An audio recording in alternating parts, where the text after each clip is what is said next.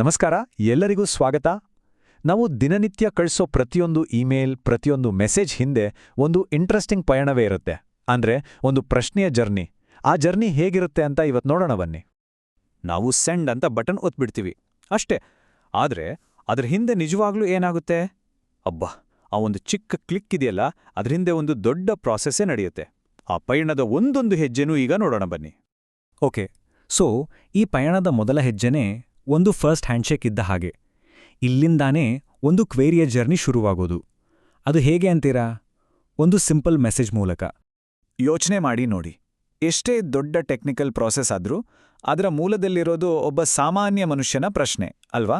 ಅದು ಒಂದು ಇಮೇಲ್ ಆಗಿರ್ಬೋದು, ಚಾಟ್ನಲ್ಲಿ ಕಳಿಸಿದ ಮೆಸೇಜ್ ಆಗಿರ್ಬೋದು, ಅಥವಾ ಒಂದು ಫೋನ್ ಕಾಲ್ ಕೂಡ ಆಗಿರ್ಬೋದು. ಆ ಒಂದೇ ಒಂದು ಸಿಂಪಲ್ ಮೆಸೇಜ್, ಅದೇ ಇಡೀ ಸಿಸ್ಟಮ್ಗೆ ಕಿಕ್ ಸ್ಟಾರ್ಟ್ ಕೊಡೋದು.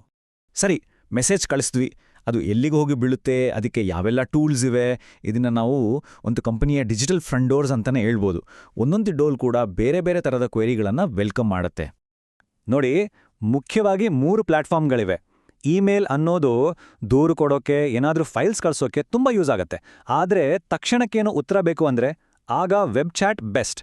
ಏನು ಕೆಲವೊಂದು ಸೀರಿಯಸ್ ಸಮಸ್ಯೆಗಳಿಗೆ ಮಾತಾಡಲೇಬೇಕಾಗತ್ತೆ, ಆವಾಗ ವಾಯ್ಸ್ ಸಪೋರ್ಟ್ ಅಂದರೆ ಫೋನ್ ಕಾಲ್ಸ್ ಬಳಕೆಗೆ ಬರುತ್ತೆ. ಸೊ ಪ್ರತಿಯೊಂದಕ್ಕೂ ಅದರದೇ ಆದ ಸ್ಪೆಷಾಲಿಟಿ ಇದೆ. ಅದರಲ್ಲೂ ಈ ವಾಯ್ಸ್ ಸಪೋರ್ಟ್ ಇದೆಯಲ್ಲ, ಅದಕ್ಕೆ ಸುಮ್ಮನೆ ಒಂದು ಫೋನ್ ಇದ್ರೆ ಸಾಲದು. ಕ್ಲಿಯರ್ ಆಗಿ ಮಾತಾಡೋಕೆ ನಾಯ್ಸ್ ಕ್ಯಾನ್ಸಲಿಂಗ್ ಹೆಡ್ಸೆಟ್ ಬೇಕು, ಸ್ಪೀಡ್ ಇಂಟರ್ನೆಟ್, ಆಮೇಲೆ CRMನಂಥ ಸಾಫ್ಟ್ವೇರ್ಗಳು ಬೇಕೇ ಬೇಕು. ಇದೆಲ್ಲ ಸರಿ ಇದ್ರೇನೆ ಮಾತುಕತೆ ಸ್ಮೂತಾಗಿ ನಡೆಯೋದು. ಓಕೆ, ಈಗ ನಮ್ಮ ಕ್ವೆರಿ ಕಂಪನಿಯ ಸಿಸ್ಟಮ್ ಒಳಗೆ ಎಂಟ್ರಿ ಕೊಟ್ಟಿದೆ. ಈಗ ಶುರುವಾಗುತ್ತೆ ನೋಡಿ ಅಸಲಿ ಆಟ. ಮುಂದಿನ ಇಂಪಾರ್ಟೆಂಟ್ ಸ್ಟೆಪ್ ಏನು ಅಂದ್ರೆ ಈ ಮೆಸೇಜ್ ಕಳಿಸಿದ ಯಾರು ಅಂತ ಪತ್ತೆ ಹಚ್ಚೋದು. ಇಲ್ಲಿ ಕೇಳಲೇಬೇಕಾದ ಒಂದು ಮುಖ್ಯವಾದ ಪ್ರಶ್ನೆ ಇದೆ. ಈ ಕ್ವೆರಿ ಬಂದಿರೋದು ಕಂಪನಿಯ ಒಳಗಡೆಯಿಂದಾನ ಅಥವಾ ಹೊರಗಡೆಯಿಂದಾನ? ಅಂದ್ರೆ ಇಂಟರ್ನಲ್ ಅಥವಾ ಎಕ್ಸ್ಟರ್ನಲ್? ಇದನ್ನ ಕಂಡುಹಿಡಿಯೋದು ತುಂಬಾನೇ ಇಂಪಾರ್ಟೆಂಟ್. ಯಾಕಂದ್ರೆ ಇದ್ರ ಮೇಲೇ ಮುಂದಿನ ಎಲ್ಲ ಪ್ರಾಸೆಸ್ ನಿಂತಿರೋದು. ಇಂಟರ್ನಲ್ ಕ್ವೆರಿ ಅಂದ್ರೆ ಸಿಂಪಲ್, ಕಂಪನಿ ಒಳಗೇನವರೇ ಕೇಳೋದು. ಈಗ HR ಡಿಪಾರ್ಟ್ಮೆಂಟ್, ಫಿನಾನ್ಸ್ ಅಥವಾ IT ಟೀಮಿಂದ ಬರ್ಬೋದು. ಅದೇ ಎಕ್ಸ್ಟರ್ನಲ್ ಅಂದ್ರೆ ಹೊರಗಿನವರಿಂದ ಬರೋದು. ಅಂದ್ರೆ ನಮ್ಮ ಗ್ರಾಹಕರು, ಪಾರ್ಟ್ನರ್ಗಳು. ಈ ಎರಡರ ನಡುವಿನ ವ್ಯತ್ಯಾಸ ತಿಳ್ಕೊಳ್ಳೋದು ತುಂಬಾನೇ ಮುಖ್ಯ.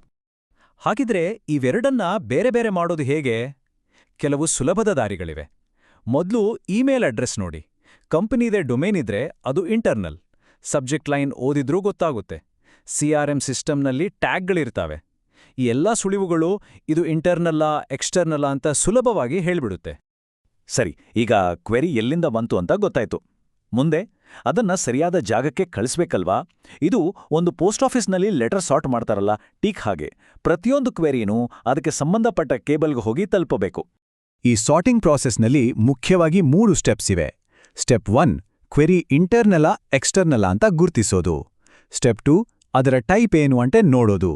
ಅಂದ್ರೆ ಟೆಕ್ನಿಕಲ್ ಇಶ್ಯೂನ, ಬಿಲ್ಲಿಂಗ್ ಬಗ್ಗೆನ, ಇಲ್ಲ ದೂರ ಅಂತ.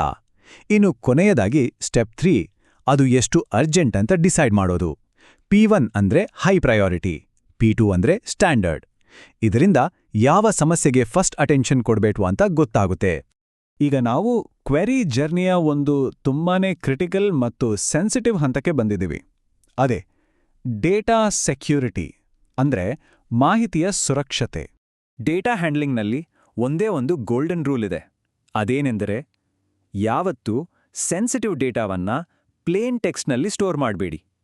ಈ ಒಂದು ರೂಲನ್ನು ಫಾಲೋ ಮಾಡೋದು ಯಾವುದೇ ಕಂಪನಿಯ ನಂಬಿಕೆ ಮತ್ತು ಸುರಕ್ಷತೆಗೆ ಅಡಿಪಾಯ ಇದ್ದಾಗೆ. ಇಲ್ಲಿ ಕೆಲವು ಗೋಲ್ಡನ್ ರೂಲ್ಸ್ಗಳಿವೆ, ಅವನ್ನು ಪಾಲಿಸಲೇಬೇಕು. ಮೊದಲನೇದು, ಯಾವಾಗಲೂ ಕಂಪನಿ ಅಪ್ರೂವ್ ಮಾಡಿದ ಸಿಸ್ಟಮ್ಸನ್ನೇ ಯೂಸ್ ಮಾಡಿ. ಎರಡನೇದು, ಯಾವುದೇ ಕಾರಣಕ್ಕೂ ಕಾನ್ಫಿಡೆನ್ಷಿಯಲ್ ಮಾಹಿತಿಯನ್ನ ಪಬ್ಲಿಕ್ ಆಗಿ ಎಲ್ಲೂ ಶೇರ್ ಮಾಡಬೇಡಿ. ಮೂರನೇದು, GDPR, IT ಆಕ್ಟ್ ತರಹದ ಡೇಟಾ ಪಾಲಿಸಿಗಳನ್ನು ತಪ್ಪದೇ ಫಾಲೋ ಮಾಡಬೇಕು. ಯಾಕಂದ್ರೆ ಇದು ನಂಬಿಕೆ ಪ್ರಶ್ನೆ.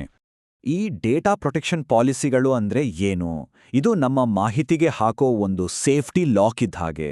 ಇದರಲ್ಲಿ ಯಾರು ಡೇಟಾ ನೋಡ್ಬೋದು, ಯಾರು ನೋಡಬಾರ್ದು ಅಂತ ರೂಲ್ಸ್ ಇರುತ್ತೆ. ಯಾರು ಏನ್ ಚೇಂಜ್ ಮಾಡಿದ್ರು ಅಂತ ಟ್ರ್ಯಾಕ್ ಮಾಡೋಕ್ಕೆ ಆಡಿಟ್ ಲಾಗ್ಗಳು ಇರುತ್ತೆ. ಏನಾದರೂ ಹೆಚ್ಚು ಕಮ್ಮಿ ಆದರೆ ರಿಪೋರ್ಟ್ ಮಾಡೋಕ್ಕೆ ಪ್ರೊಸೀಜರ್ ಕೂಡ ಇರುತ್ತೆ.